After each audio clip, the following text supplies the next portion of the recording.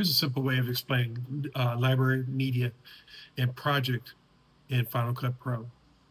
If you want to make a simple video and edit it and upload it, you can't do it with just one of the three. You have to use all three.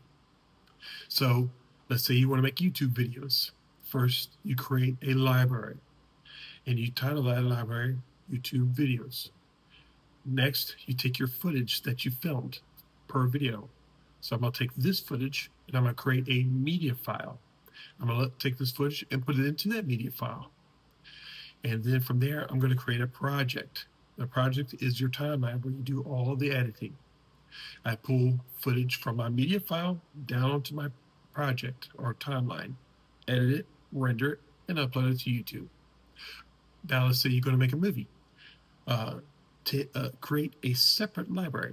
Call it whatever the movie is going to be called. Each media file, you'll have like however many media files you want in this library. For this movie, I would represent each one be a scene. So you got a car chase scene, a fight scene, and a dialogue scene. So each one would be media, car chase, media, fight, media, dialogue.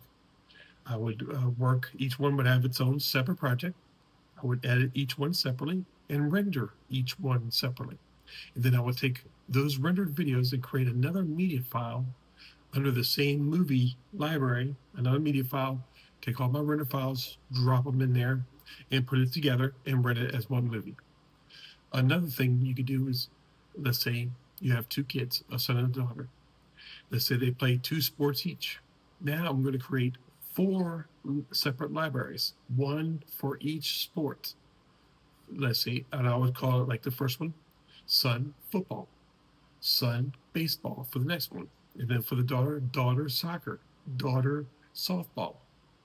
Each game, I would create a media file, drop my footage from that game onto that media file, and then edit it in the timeline and render it out each game. So if you're doing all three, if you're making a movie, you have kids you're filming, and you're doing YouTube videos, you could open and close libraries. It makes it easy that way.